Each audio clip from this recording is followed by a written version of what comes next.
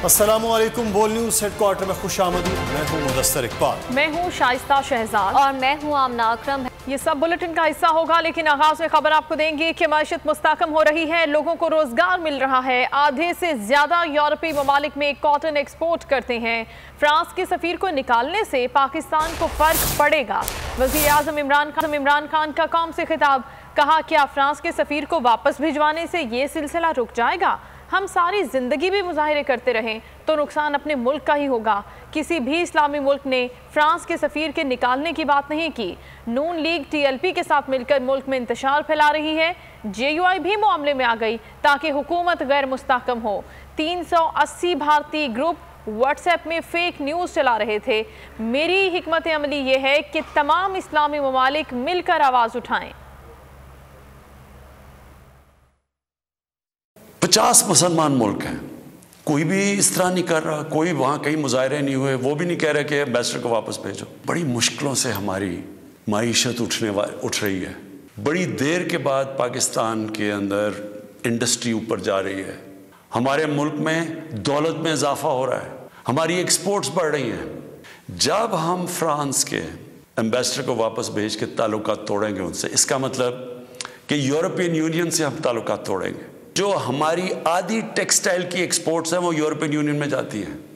इसका मतलब बेरोज़गारी, फैक्ट्रियां बंद हो जाएंगी, हमारे रुपए के ऊपर प्रेशर पड़ेगा, रुपया गिरेगा, महंगाई बढ़ेगी, तो नुकसान हमें होगा, फ्रांस को कोई नुकसान नहीं होने लगा। मेरा सवाल ये है कि क्या फ्रांस के एम्बेसडर को वापस भेजना फ्रांस में और उनसे सारे ताल्लुकात तोड़ देना, क्या उससे क्या तो कोई गारंटी है कि उसके बाद उनकी शान में कोई गुस्ताखी नहीं करेगा?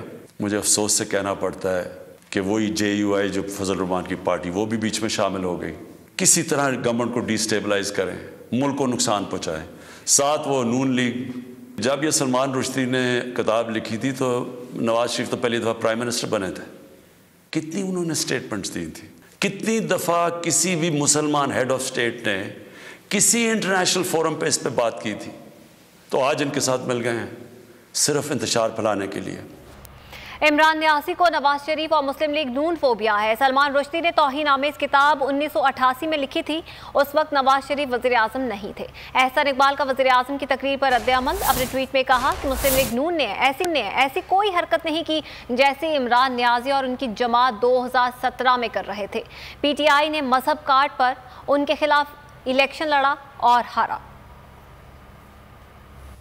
सारी असम्बली आशिक़े रसूल है। हम नामूस रिसालत पर किसी सूरत लब्बैक से पीछे नहीं हैं। हमने ख़त्म नबूवत बिल असम्बली से मंजूर कराया।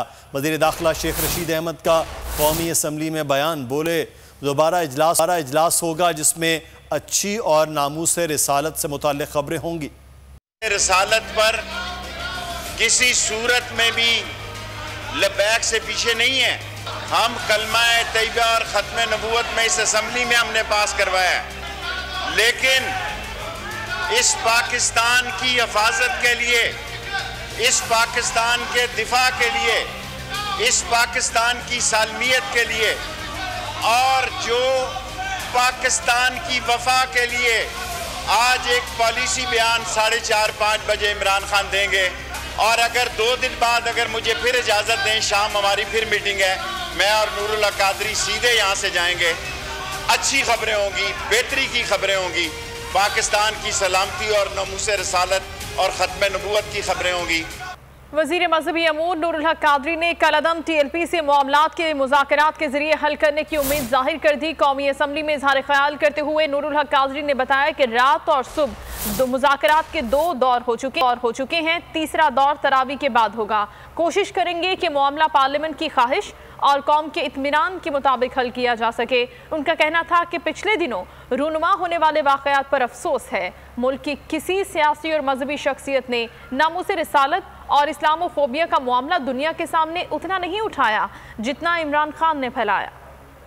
जो पॉलिसी है वो डिस्कशन की है, मुज़ाकरात की है, मुफाहमत की है। रात को भी हुआ है एक दौर। कोशिश करेंगे कि पार्लियामेंट की ख्वाहिश के मुताबिक, इस कौम की इत्मीनान के मुताबिक इस सारे मामले को मुज़ाकरात के जरिए से हल किया जाए। अल्हम्दुलिल्लाह कोई भी मजहबी तंजीम, कोई भी मजहबी शख्सियत पाकिस्तान के तारीख में किसी ने इतना तहफ़्फ़ुज़ नामूस रिसालत के इशू को और इस्लामोफोबिया को दुनिया में इतना इस पैगाम को नहीं फैलाया है जितना इमरान खान ने फैलाया है।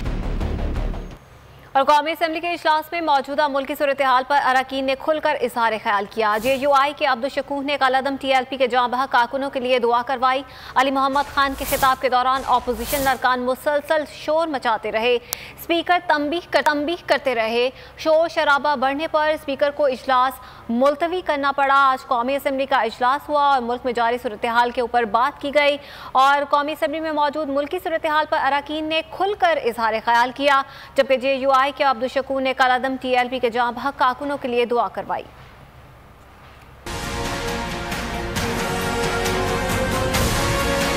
कौमी असम्बली में लाहौर यतीम खाना वाक़े की गूंज। हुकूमती और अपोजिशन बेंचों से मामले पर खुलकर इज़हार ख्याल। इजलास के आगाज़ पर JUI के अब्दुल शकूर ने कलअदम TLP के जाँबह कारकुनों के लिए दुआ करवाई।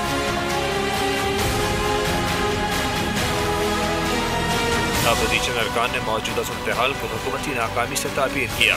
वज़ीर मुमलिकत अली मोहम्मद खान ने हुर्मत रसूल के मामले पर ऐवान के किरदार को काबिल तारीफ करार दिया। ये जो इस वक्त हम ऐवान में बैठे हैं, यहाँ पे कोई भी ऐसा शख्स नहीं जिसके वो जज्बात नहीं जो एक आशिक रसूल के होने चाहिए। अली मोहम्मद खान के खिताब के दौरान अपोजिशन अरकान शोर मचाते रहे। और फिर जब दुनिया में देखो इस तरह नहीं होगा ना, फिर मैं हाउस को एडजस्ट कर लूंगा। की शान में गुस्ताखी अगर आप नहीं करते तो फिर मैं एडजस्ट कर लूंगा। स्पीकर असद कैसर बार बार इजलास मुलतवी करने की तंबीह करते रहे। स्पीकर बोलते रहे मगर अपोजिशन ने एक न सुनी, जिस पर असद कैसर ने इजलास जुमेरात की दोपहर 2 बजे तक मुलतवी कर दिया। हुकूमत जिस समत में जा रही है वो खतरनाक है। वज़रा एक दूसरे पर जिम्मेदारी डाल रहे हैं, उन्हें मालूम ही नहीं ये कितना हसास मामला है। हुकूमत जो बो रही है वो खुद हुकूमत और आवाम को काटना पड़ेगा। PP रहनुमा राजा परवेज़ अशरफ हुकूमत पर बरस पड़े। कहा डेनमार्क में खाके बनाए गए तो हमने उन लोगों पर गोलियां नहीं चलाई बल्कि यौम इश्क़ रसूल मनाया। वज़ीर आज़म को ऐवान को एतमाद में लेना चाहिए था। साबिक़ वज़ीर आज़म ने TLP से मुआहदे पर सवाल उठा दिया और मुतालिबा किया कि इसे पार्लियामेंट में पेश किया जाए। जनाब स्पीकर, इस वक्त हालत यह है पूरे मुल्क में कि हुकूमत की नाअहली की वजह से, नाकामी की वजह से, नाकारी की वजह से भाई भाई के साथ लड़ रहा है और मुल्क को हम एक ऐसी सिमत लेके जा रहे हैं जो बहुत खौफनाक है। वजीर दाखिला कहता है कि कादरी साहब बयान देंगे और हम सब जो यहाँ बैठे हुए हैं हम सब गुलामाने रसूल हैं। आपको मेरा ख्याल है समझ ही नहीं आ रही है कि यह कितना एहसास मामला है। आपको याद है कि मैं वजीर आजम था तो डेनमार्क में खाके बने थे, तौहीन रसालत का एक मामला आया था। क्या हमने लोगों को गोलियां मारी थी? क्या हमने लोगों की लाशें गिराई थी? हमने उस वक्त यौम इश्क़ रसूल मनाया था और पूरी दुनिया पर वाज़िया कर दिया था कि रसूल मकबूल सल्लल्लाहु अलैहि वसल्लम की अजमत से बढ़कर, इज्जत से बढ़कर हमारे नजदीक कोई बड़ी बात, कोई और चीज नहीं हो सकती। लेकिन आप लोग जिस समत जा रहे हैं वो खतरनाक समत, वो मेरे मुल्क के लिए और आपके मुल्क के लिए खतरनाक। पाकिस्तान पीपल्स पार्टी के चेयरमैन बिलावल भुट्टो जरदारी ने लाहौर और मुल्क के दीगर शहरों में होने वाले तशद्दुद की मज़म्मत कर दी। कहा कि हुकूमत अवाम की जानों के तहफ़्फ़ुज़ की जिम्मेदारी पूरी करने में बार बार नाकाम हुई। मुल्क अनारकी का शिकार हुआ है। अवाम और रियासत दोनों नाकाबिल तलाफ़ी नुकसान के खतरे का शिकार है।